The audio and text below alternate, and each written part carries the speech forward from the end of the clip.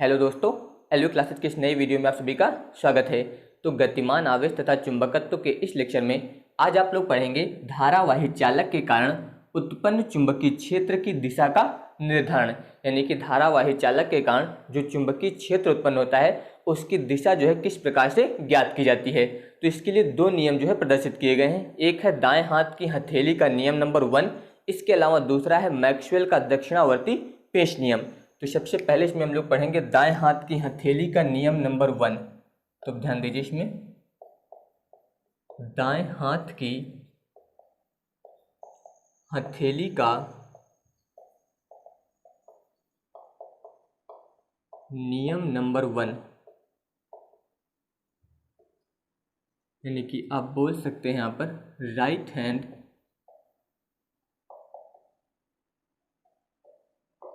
Palm rule number 1। इस प्रकार से। तो अब ध्यान दीजिए, इस नियम को समझने से पहले आप एक फिगर ध्यान दीजिए यहाँ पर। जैसे कि मान लीजिए ये यहाँ पर एक चालक दिया गया है और इस चालक तार में यहाँ पर धारा प्रवाहित हो रही है आई प्रबलता की। तो ये एक चालक तार दिया गया है, इसमें जो है आई प्रबलता की धारा प्रवाहित हो रही है। तो इस चालक तार के कारण जो है हम लोगों को इस बिंदु P पर जो है चुंबकीय क्षेत्र की दिशा ज्ञात करनी है। ध्यान दीजिए, इस तार के कारण जो है हम लोग बिंदु P पर जो है चुंबकीय क्षेत्र की तीव्रता की दिशा ज्ञात करेंगे। तो इस दिशा को ज्ञात करने के लिए ही यहाँ पर दिया गया है दाएं हाथ की हथेली का नियम नंबर 1। तो ध्यान दीजिए, यहाँ पर ये दाहिना हाथ है, इसे जो है इस प्रकार से आपको फैलाना है कि अंगूठा जो है यहाँ पर धारा की दिशा में होना चाहिए। ध्यान दीजिए, ये धारा थी तो अंगूठा जो होगा वो धारा की दिशा में होगा। इसके अलावा चारों उंगलियां जो है वो उस बिंदु की ओर होंगी जिस पर हम लोगों को चुंबकीय क्षेत्र की दिशा ज्ञात करनी है। याद रखिएगा, अंगूठा जो है वो धारा की दिशा में होना चाहिए और चारों उंगलियां जो है उस बिंदु की ओर संकेत करें जिस बिंदु पर जो है हम लोगों को चुंबकीय क्षेत्र की तीव्रता की दिशा ज्ञात करनी है।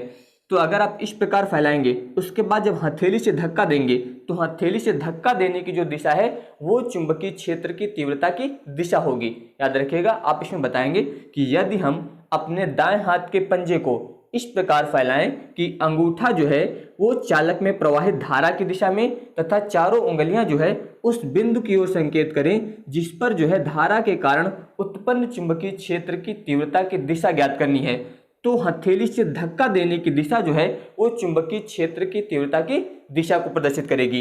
यानी कि यहाँ पर जो है इस बिंदु पर चुंबकीय क्षेत्र की तीव्रता की जो दिशा होगी उसे आप इस चिन्ह के द्वारा प्रदर्शित करेंगे।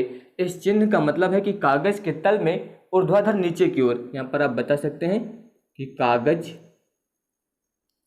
के तल में ऊर्ध्वाधर नीचे की ओर, ऊर्ध्वाधर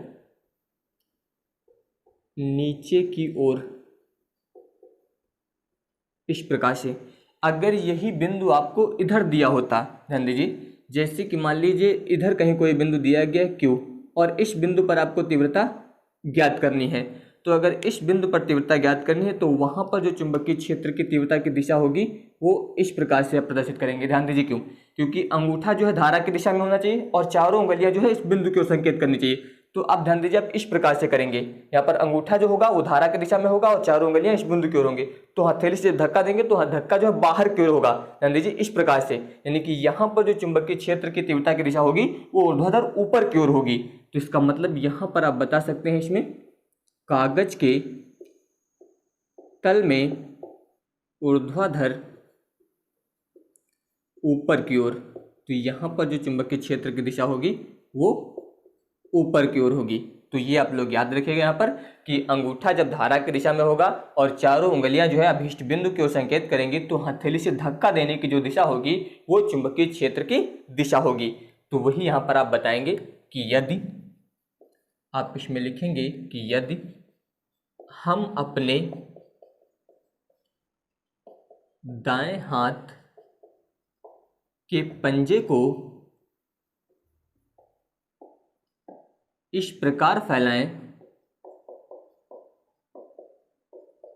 इस प्रकार फैलाएं कि अंगूठा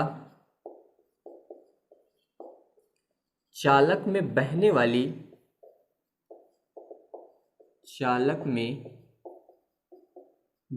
वाली धारा I की दिशा में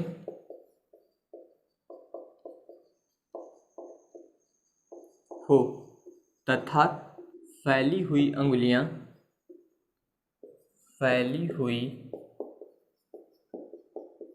अंगुलियां उस बिंदु यानी कि P की ओर संकेत करें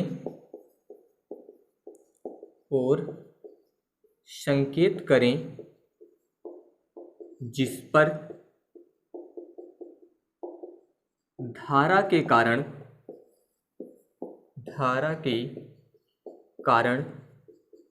उत्पन्न चुंबकीय क्षेत्र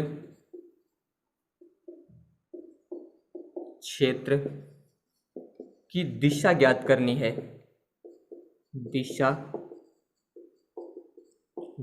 करनी है तो हथेली से धक्का देने की दिशा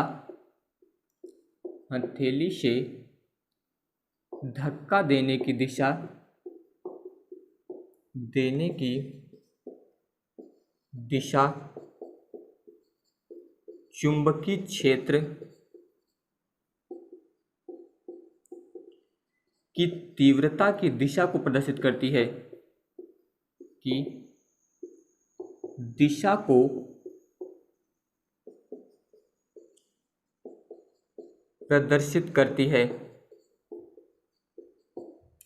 तो इस प्रकार से आप इस नियम के बारे में याद रखिएगा यहाँ पर कि अंगूठा जो है धारा की दिशा में होना चाहिए। इसके अलावा जो फैली हुई उंगलियां हैं ये अभीष्ट बिंदु की ओर संकेत करनी चाहिए। तो हथेली से जो धक्का देने की दिशा होगी वो चुंबकीय क्षेत्र की तीव्रता की दिशा होगी। इसके अलावा यहाँ पर ये चिन्ह याद रखिएगा, यहाँ पर जो क्रॉस लगा है इसका मतलब कागज के तल में ऊर्ध्वाधर नीचे की ओर यानी कि इस प्रकार से, और यहाँ पर लिखा है कागज के तल में ऊर्ध्वाधर ऊपर की ओर, यानी कि यहाँ पर जो दिशा होगी वो इस प्रकार से यानी कि ऊपर की ओर होगी। तो ये आप लोग याद रखिएगा। अब इसके बाद ध्यान दीजिए सेकंड नियम यानी कि मैक्सवेल का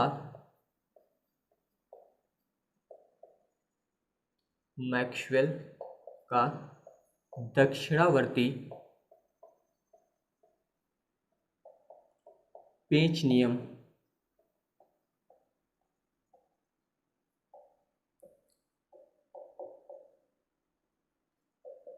मैक्सवेल्स राइट हैंडेड। तो इस नियम के लिए ध्यान दीजिए, जैसे कि मान लीजिए यहाँ पर ये कोई पेंच है, इस प्रकार से ध्यान दीजिए ये पेंच है और इस पेंच को जो है आपको इस प्रकार से पकड़ना है, यानी कि चारों उंगलियों और अंगूठे की सहायता से जो है इस प्रकार पकड़ना है आपको कि इसकी जो नोक होगी वो हमेशा धारा की दिशा में होनी चाहिए। यानी कि पेंच को आपको इस प्रकार से पकड़ना है कि इसकी जो नोक है वो धारा की दिशा में होनी चाहिए। इसके बाद जब आप इसको घुमाएंगे इस प्रकार से, तो ध्यान दीजिए जो अंगूठा गति कर रहा है आपका अंगूठा ध्यान दीजिए इस प्रकार से गति कर रहा है, जैसे जैसे आप इसको घुमा रहे हैं अंगूठा आपका इस तरफ जो है गति कर रहा है। तो जो अंगूठे की गति की दिशा होगी ये जो है चुंबकीय बल रेखाओं की दिशा को प्रदर्शित करेगी। तो याद रखिएगा यहाँ पर कि यदि किसी पेंच को हम लोग जो है दाएं हाथ में लेकर, याद रखिएगा दाएं हाथ में लेकर जो है चारों उंगलियों और अंगूठे की सहायता से जो है इस प्रकार घुमाएं कि पेंच की नोक जो है वो प्रवाहित धारा की दिशा में हो, तो अंगूठे की जो गति की दिशा होगी वो यहाँ पर जो है अंगूठे की गति की दिशा जो है चुंबकीय बल रेखाओं की दिशा को प्रदर्शित करेगी। जैसे कि मान लीजिए ध्यान दीजिए यहाँ पर ये कोई पेंच दिया गया है, इस प्रकार से यहाँ पर ये एक पेंच दिया गया है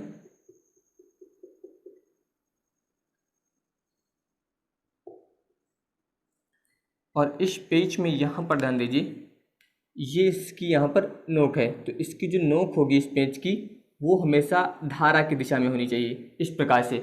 और इसके बाद जो है इसको आपको यहाँ पर अंगूठे से पकड़ के यहाँ पर अंगूठे और इसके अलावा चारों उंगलियों की सहायता से जो है इसको यहाँ पर घुमाना है।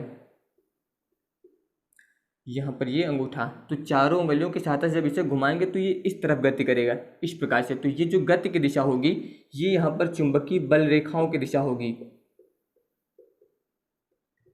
यहाँ पर जो दिशा हो जाएगी वो चुंबकीय बल रेखाओं की दिशा होगी। तो आपको जो है ये पेंच इस प्रकार से पकड़ के इस प्रकार से घुमाना है। तो यहाँ पर जो अंगूठे की गति की दिशा है ये चुंबकीय बल रेखाओं की दिशा होगी। तो आप इसमें बताएंगे कि यदि किसी पेंच को दाहिने हाथ में लेकर चारों उंगलियों और अंगूठे की सहायता से जो है इस प्रकार घुमाया जाए कि जो पेंच की नोक है वो प्रवाहित धारा की दिशा में हो, तो अंगूठे की गति की दिशा जो है वो चुंबकीय बल रेखाओं की दिशा को प्रदर्शित करती है।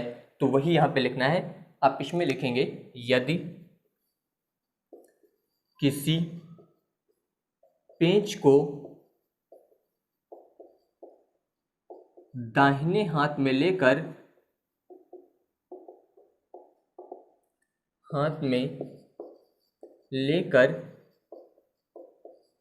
चारों अंगुलियों और अंगूठे की सहायता से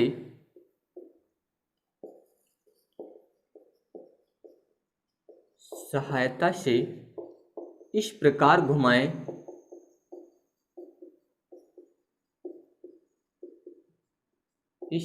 घुमाएं कि पेंच की नोक चालक में प्रवाहित धारा की दिशा में आगे बढ़े, तो अंगूठे की गति की दिशा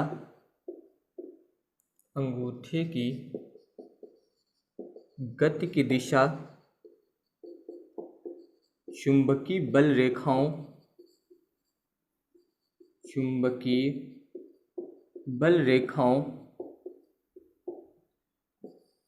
की दिशा को प्रदर्शित करती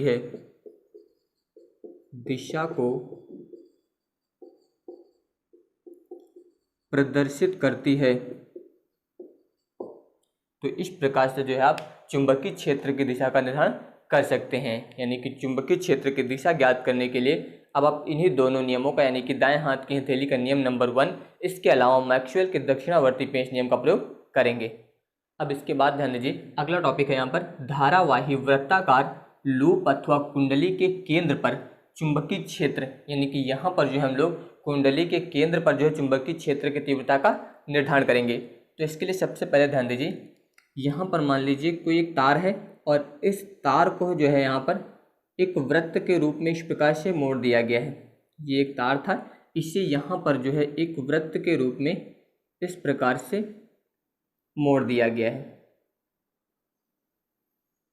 तो ये यहाँ पर हो जाएगा तार।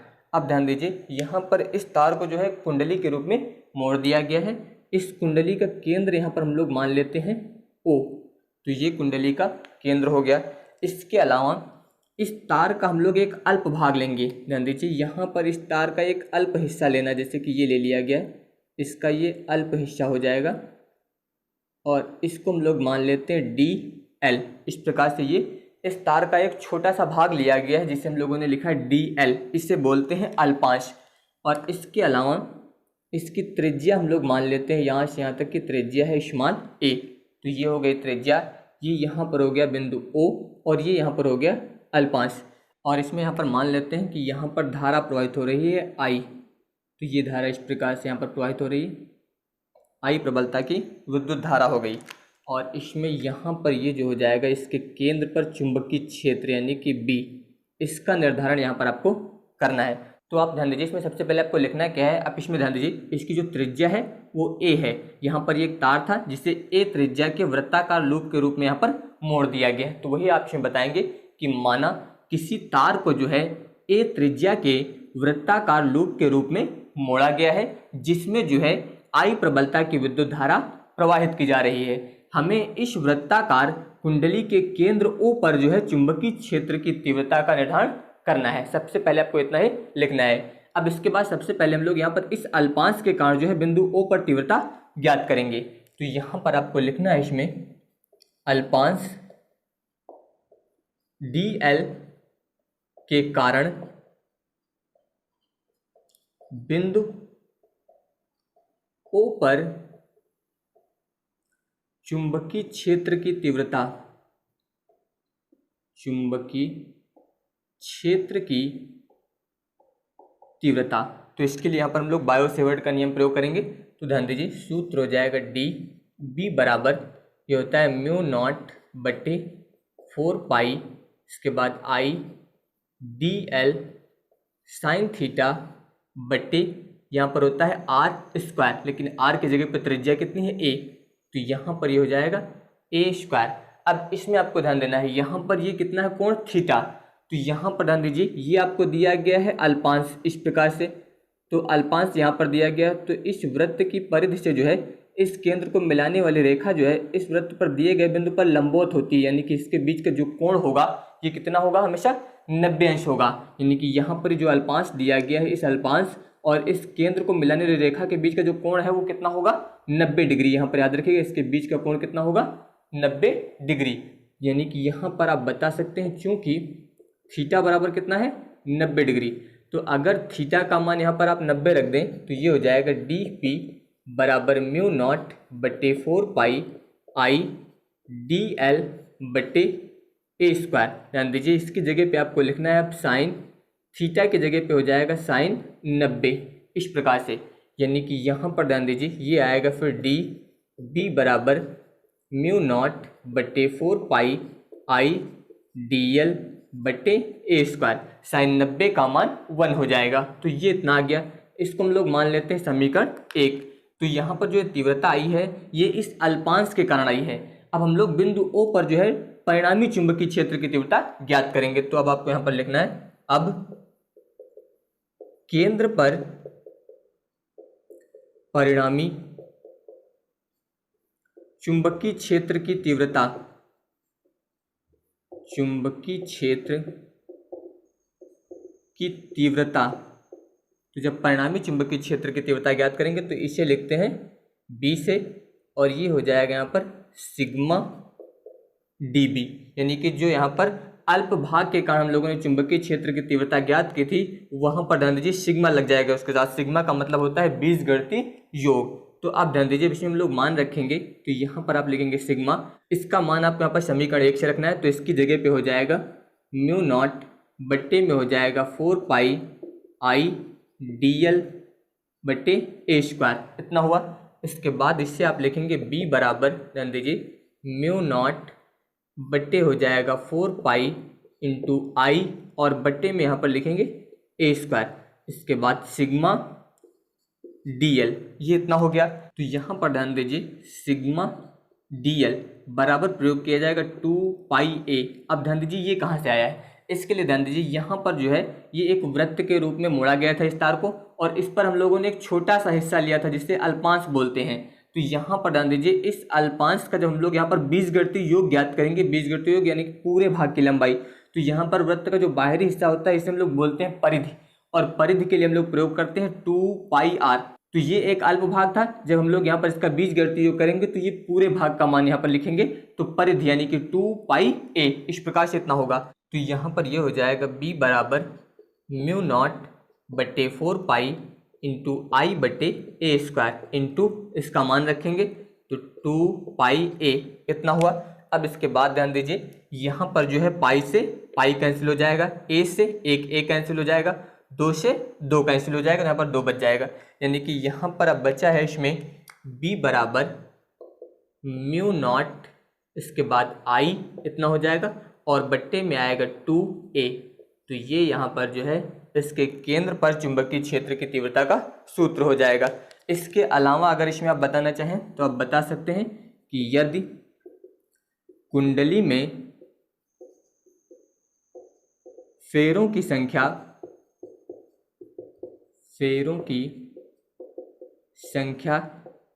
कैपिटल N है, तो यानी कि यहाँ पर जिसमें फेरों की संख्या दी गई है अगर वो 1 से अधिक है, तो यहाँ पर 1 से अधिक कितनी मान ली गई है, N है। तो यहाँ पर अगर फेरों की संख्या N होगी तो फिर चुंबकीय क्षेत्र की तीव्रता का सूत्र आएगा B बराबर म्यू नॉट N I बट्टे में हो जाएगा 2a। तो इस प्रकार यहाँ पर जो सूत्र आया है ये वृत्ताकार कुंडली अथवा लूप के केंद्र पर जो है चुंबकीय क्षेत्र की तीव्रता का मान हो जाएगा। तो बाकी के टॉपिक मैं आप लोगों को नेक्स्ट वीडियो में बताऊंगा। अगर आप सभी को ये वीडियो पसंद आया हो तो इस वीडियो को लाइक, शेयर और चैनल को सब्सक्राइब जरूर करिएगा। धन्यवाद।